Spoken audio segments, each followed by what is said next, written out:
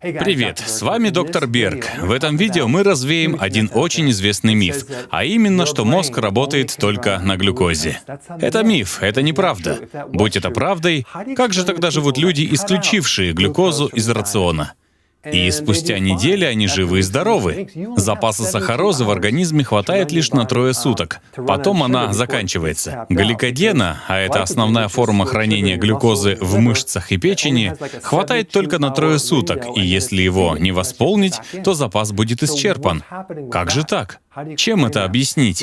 Дело в том, что ваше тело переключается на другой вид топлива, когда запас глюкозы или сахарозы исчерпан. А переключается оно на так называемые кетоны. Что это такое? Кетоны — это своего рода альтернативное топливо, результат усвоения большого количества жиров и даже белков.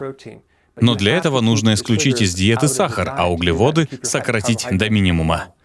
И тогда организм переключается в режим сжигания жира. Сжигание жира более полезно для тела, чем сжигание сахара, особенно для мозга. Было много исследований, ссылка на них под видео, в ходе которых была обнаружена взаимосвязь между переходом в кетоз, то есть в режим сжигания жира, и улучшением состояния при слабоумии и даже Альцгеймере. Когда организм, так сказать, работает на сахаре и развивается диабет или преддиабет, так называемая инсулинорезистентность, в организме могут начать образовываться бета-амилоиды. Что это значит? Это амилоидные бляшки, которые образуются в крови пациентов со слабоумием и болезнью Альцгеймера. Это такие закупорки, и есть прямая связь между этими бляшками и уровнем инсулина. Лично я считаю, что слабоумие и болезнь Альцгеймера связаны с инсулином. Не косвенно, а непосредственно, явная причинно-следственная связь.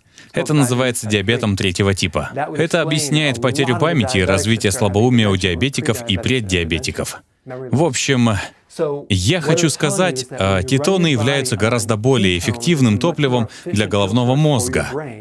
Мозг получает больше энергии. Не так сильно скачет сахар в крови, а сахар — это грязное топливо. Если организм работает на сахаре, то когда сахар низкий, человек раздражителен, а когда высокий, у него наступает усталость. А когда организм работает на кетонах, человек намного более энергичен. Есть разница между кетозом и кетоацидозом. Это два совершенно разных понятия. Кетоацидоз — это патология, это болезнь, это состояние при диабете. При диабете теряется контроль над инсулином, в теле сильно повышается кислотность, и возникает много побочных эффектов. Это совсем не то же самое, что кетоз, когда вы самостоятельно соблюдаете кето-диету, не страдая от диабета. Ведь когда вы исключаете углеводы, организм переключается. Клетки буквально создают механизм для сжигания кетонов, а не глюкозы. Это полезно для здоровья, и это не то же самое, что кетоацидоз. Нужно разграничить эти два понятия. Ходит мнение, что от кетоза будут запах изо рта, запоры и камни в почках. Этого не случится, если вы едите достаточно овощей. Мы говорим не просто есть жиры с белками. Нужно есть жиры, белки, никаких углеводов, разве что в виде овощей. Рекомендуемая норма от 7 до 10 стаканов овощей. С ними вы получаете норму калия, магния и микроэлементов, необходимых для вывода из организма жиров. Они очищают, помогают избежать камней в почках и запоров. Так что, с моей точки зрения, это одна из лучших диет.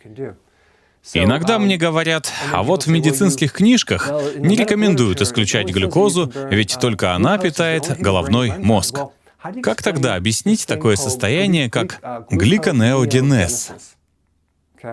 Глико значит глюкоза, нео значит новый, а генезис — создание. То есть ваш организм, а именно клетки печени, способен создавать новую сахарозу из белка, а также из жира.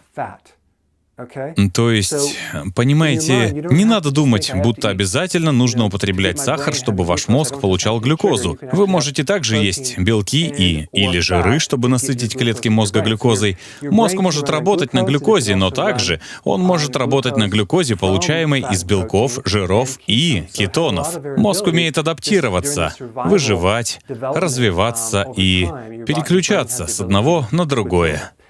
И вот еще что. Люди избегают жиров. У меня же холестерин повысится. И все такое прочее. Поймите, жиры вредны только если к ним добавить сахар.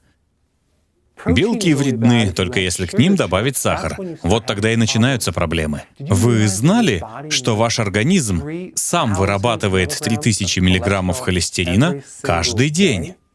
Да, сами почитайте. Это 4 бруска сливочного масла. Или 300 полосок бекона. Или 14 яиц.